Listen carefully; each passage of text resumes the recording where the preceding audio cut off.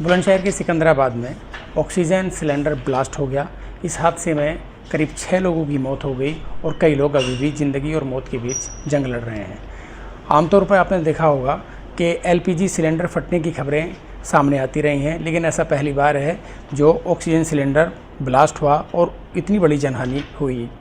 मेरे साथ हैं सीएमओ बुलंदशहर डॉक्टर विनय कुमार जी। उनसे जानने का प्रयास करेंगे कि आखिर जीवन देने वाली ये गैस इतनी भयानक स्थिति में कैसे पहुंचा सकती है। सर, देखिए, बड़ा दुखद हादसा घटित हुआ। जो एनवायरनमेंट है उसमें गैसेस की एक रेशियो होती है, जैसे जो हमारा वातावरण है उसमें ऑक्सीजन 21% के करीब होती है। और ऑक्सीजन एक ऐसी गैस है जो कि ज्वलनशील पदार्थों में आग का जो लगना है उसको प्रमोट करती है, अगर उसकी क्वांटिटी ज़्यादा होती है।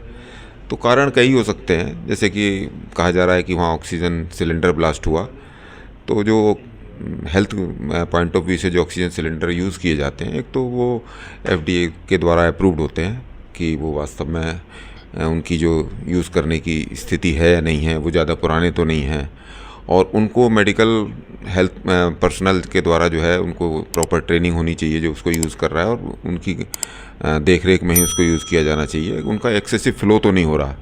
अगर उनको तेज़ी से सिलेंडर के वाल्व को खोला गया, तेज़ी से गैस एटमॉस्फेयर में आई और उसको कहीं से आग का सोर्स भी मिला, तो सिलेंडर अगर कमज़ोर है, अप्रूव्ड नहीं है, तो ब्लास्ट भी कर सकता है। तो संभवतः हो सकता है ऐसा कुछ रहा हो वहाँ कि क्योंकि उन्होंने यूज़ करना अभी शुरू किया या उनको पूरी तरह विधिवत ट्रेनिंग नहीं थी, तो या तो उन्होंने ज़्यादा फ्लो हुआ ऑक्सीजन का, एनवायरनमेंट में ऑक्सीजन ज़्यादा रही और कहीं आसपास में आग का सोर्स रहा होगा या कोई और ज्वलनशील पदार्थ रहे होंगे, तो वो ब्लास्ट होने का एक कारण रहा होगा। अच्छा, लगभग कितनी परसेंट अब खतरनाक किस तरह पर होती है ये? जैसे कि आप जानते हैं 21% के करीब ऑक्सीजन होती है, बाकी 79% के आसपास नाइट्रोजन होती है, बाकी बहुत छोटी थोड़ी क्वांटिटी में अदर गैसेस होती हैं जैसे कार्बन डाइऑक्साइड आदि।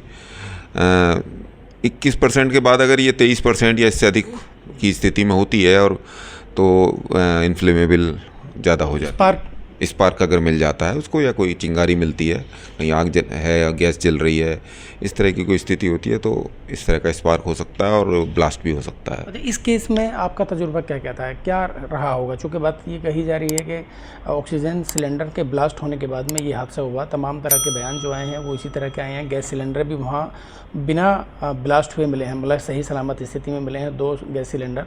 अगर एलपीजी सिलेंडर वहाँ ब्लास्ट होते तो दूसरी स्थिति होती, लेकिन वहाँ स्थिति दूसरी। जैसे कि वहाँ जो घायल थे या जिनकी डेथ हुई है उन सबको बर्न इंजरी ही पाई गई अधिकतर। तो उम्मीद यह है कि कोई ना कोई वहाँ पर ऑक्सीजन का एक्सेसिव फ्लो रहा होगा एटमॉस्फेयर में, और क्लोज एनवायरनमेंट होगा, तो कहीं अगर गैस बर्नर जल रहा हो या लोग कोई स्मोकिंग वगैरह कर रहे हों तो उनसे आग जली होगी, और बाकी जो इस तरह की वहाँ चीज़ें हों जो कि आग तेज़ी से पकड़ती हैं, उनका सहयोग मिलने की वजह से सिलेंडर ब्लास्ट रहा होगा। हो सकता है सिलेंडर वो उसकी जो या तो पुराना रहा हो जिस इस चीज़ को झेल ना पाया हो, तो ब्लास्ट की स्थिति बनी होगी। अच्छा, कोरोना महामारी के बाद में आमतौर पर देखा गया है कि ऑक्सीजन का उपयोग घर घर तो नहीं कह सकते, लेकिन सामान्य रूप से बढ़ा है।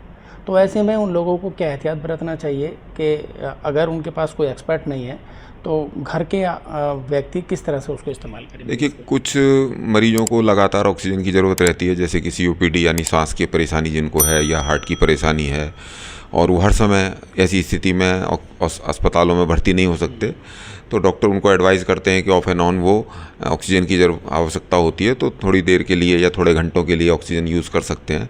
तो उसके लिए कई सारे विकल्प हैं, जैसे कि ऑक्सीजन कंसनट्रेटर होते हैं, वो सेफ़ हैं और बिजली से चलते हैं, और खिड़की वगैरह खोल के रखते हैं, एयर फ्लो रहता है, तो अच्छी जो है वो ऑक्सीजन सप्लाई बॉडी को कर देते हैं और मरीज का काम चलता रहता है। या फिर जो FDA अप्रूव्ड सिलेंडर जो अगर मार्केट में है अच्छी कंपनी के, उनको भी डॉक्टर की एडवाइस के अनुसार और डॉक्टर की ट्रेनिंग में या स्टाफ नर्सिस की ट्रेनिंग में यूज़ कर सकते हैं, और बाद में अगर खुद भी ट्रेंड हो जाएं उनके गार्जियंस जो हैं या जिसको यूज़ करनी है वो स्वयं या उसके साथ उसको देखभाल करने वाले, तो उसको यूज़ कर सकते हैं।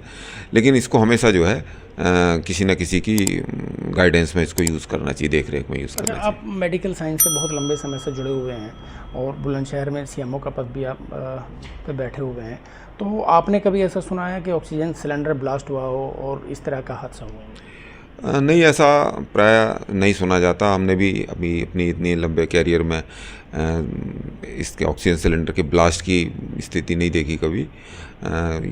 अक्सर जो सुनने में आता है वो एलपीजी सिलेंडर्स का ही सुनने में आता है, और इस तरह का अपने क्षेत्र में तो हमारा पहला ही मामला है जिसको हमने कल देखा रात में।